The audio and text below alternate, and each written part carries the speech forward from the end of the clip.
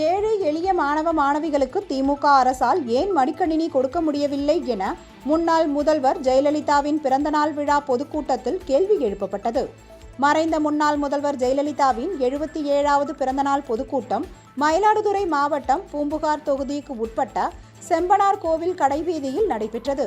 பொதுக்கூட்டத்தில் பேசிய மயிலாடுதுறை மாவட்ட அதிமுக செயலாளர் எஸ். பவுன்ராஜ், அதிமுக அரசு கொண்டு வந்த திட்டங்களை திமுக அரசு முடக்கிவிட்டதாக குற்றம் சாட்டினார்.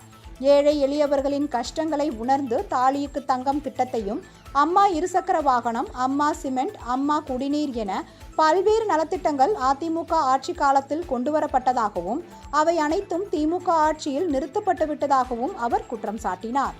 இக்கூட்டத்தில் ஏராளமான அதிமுக தொண்டர்களும் நிர்வாகிகளும் கலந்து கொண்டனர்.